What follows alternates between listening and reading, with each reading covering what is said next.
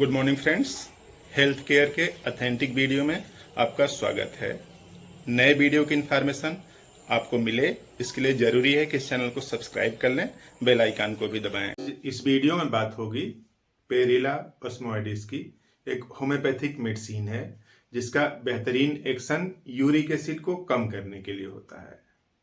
तो इस वीडियो में हम लोग समझते हैं कि जो पेरिला ओस्मोइडिस है किस तरह से यूरिक एसिड को कम करता है, और जो दूसरे एक्शन है उसको भी देख लेंगे। इस छोटे से वीडियो में काम की बात समझ में आने वाली है। तो देखिए, जो यूरिक एसिड है बनता लीवर में है, यानी जो लीवर है इस तरह से ऐसे, ये लीवर, इसमें बनता है यूरिक एसिड। और इस यूरिक एसिड को बनने में जो दो कंपोनेंट्स यूज होते हैं, और उसका जो इंटीग्रल पार्ट आता है वो कहाँ से आता है? अमीनो एसिड से। अमीनो एसिड, ये जो अमीनो एसिड है बनाता है क्या है? प्रोटीन। तो जिनका भी यूरिक एसिड बढ़ा हुआ है, प्रोटीन वाली चीजें कम कर दें या बंद कर दें। प्रोटीन जैसे राजमा, चना, मशरूम, इन सब में प्रोटीन की मात्रा कुछ ज्यादा होती है। तो जो भी प्रोटीन से बनी हुई चीजें उनको कम कर दें, तब यूरिक एसिड की जो साइन और सिम्टम्स हैं, जो जॉइंट्स पेन है, स्वेलिंग है, वो सब धीरे धीरे कम होगी। तो एक बात याद रखना है कि प्रोटीन वाली चीजें कम कर देनी है, क्योंकि जो प्रोटीन है वो ब्रेक होता है अमीनो एसिड में, अमीनो एसिड ब्रेक होता है अमोनिया में, और ये अमोनिया से ही क्या बनता है? यूरिक एसिड बनता है। तो इस तरह से जो प्रोटीन, अमीनो एसिड, अमोनिया और फाइनली यूरिक एसिड ना, तो इस तरह से यूरिक एसिड का जो नॉर्मल कंसंट्रेशन है बॉडी में वो लगभग 3 से 6.5 तक नॉर्मल रेंज है, मिलीग्राम पर डेसीलीटर, ये यूनिट है इसको। तो अगर इससे ज्यादा होता है यूरिक एसिड का कंसंट्रेशन ब्लड में 3 से 6.5 से अगर ज्यादा होता है, तो जो बड़ी बोन होती हैं इस तरह से, जैसे मान लीजिए बड़ी बोन है इस तरह से ऐसे, तो बड़ी बोन का जो ऊपर वाला पोर्शन होता है उसको बोलते हैं इपीफाइसिस।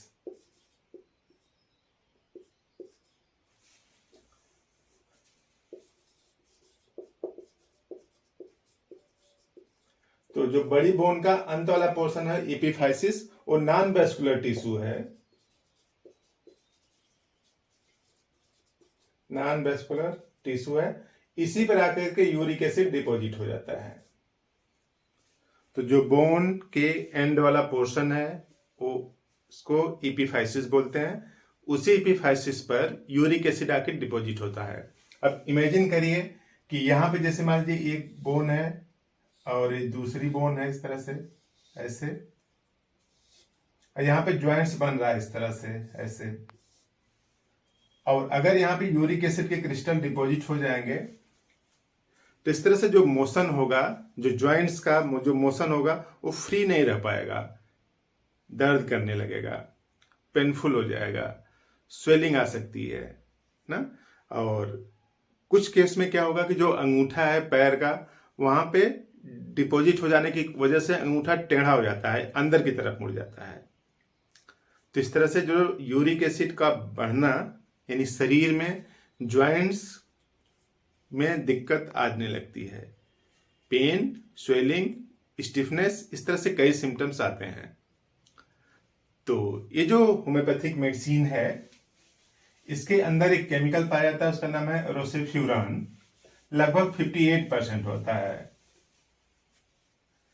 यानी इस मेडिसिन के अंदर जितने भी केमिकल हैं उस केमिकल का 58% रोसेफ्यूरान है। ये करता क्या है? ये जो रोसेफ्यूरान है यूरिक एसिड को कम करता है। और यूरिक एसिड को कम क्यों करता है? रीसॉल्वेंट के रूप में, यानी यूरिक एसिड को घोलना शुरू कर देता है। जब इसको आप यूज करते हैं तो जहां जहां पे भी यूरिक एसिड है उसको धीरे धीरे डिजॉल्व करता है, रिसॉल्वेंट का रूप में काम करता है। एक सॉल्वेंट है जो डिजॉल्व कर ले और मटेरियल जो डिपॉजिट हुआ है जो एक्सेस मात्रा में उसको डिजॉल्व कर लेता है, तो सॉल्वेशन काम करता है, सॉल्वेंट एक्शन काम करता है। देखिए यहां पर क्लियर लिखा है रिसॉल्वेंट यूरिक एसिड के लिए।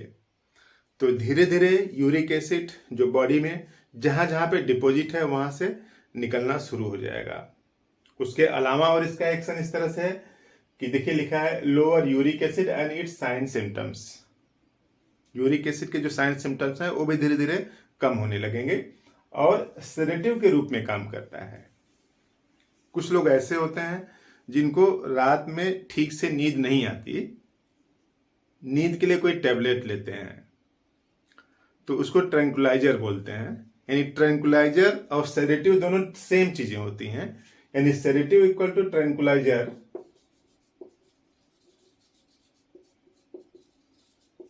यानी नींद लाने वाली दवाओं को सेडेटिव बोलते हैं फिर ट्रैंकुलाइजर बोलते हैं।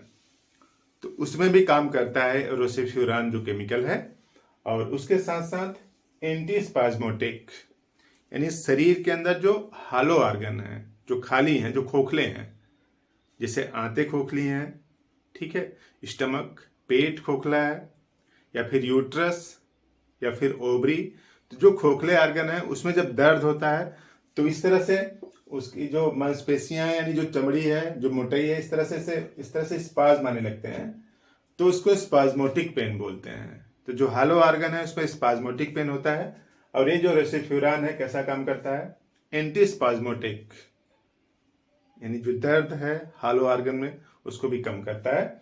और डायफोरेटिक, डायफोरेटिक इस तरह से कि पसीना भी इंक्रीज करता है, पसीना लाने की टेंडेंसी बढ़ा देता है। तो इस तरह से रोसेफ्यूरान के अलावा और जो केमिकल हैं वो सब शरीर से यूरिक एसिड को धीरे धीरे कम करते हैं, और उसके अलावा और एडिशनल काम इसका है कि अच्छी नींद आती है इसमें, और किसी को भी स्पाज्मोटिक पेन हो रहा है तो भी उसको कम करता है। तो इस तरह से जो एक मेडिसिन है उसका यूज करके हम लोग यूरिक एसिड और उससे जुड़े हुए सिम्टम्स को कम कर सकते हैं। लेने का तरीका सिंपल सा है कि इसका 15 बूंद आधा कप पानी में घोल दीजिए और इसको सुबह दोपहर शाम लीजिए। तो इस तरह से 1 महीने तक लीजिए, और 1 महीने में काफी आराम आ जाएगा आपको। फिर फर्दर 1 महीने और यूज कर सकते हैं, लेकिन 30 पावर में यूज करें, यानी 1 महीने तक मदर टिंचर, उसके बाद 30 पावर का 4 बूंद सुबह जीभ पर यूज करें। तो इस तरह से यूरिक एसिड से जुड़ी हुई समस्याओं के लिए बेहतरीन मेडिसिन में से एक है।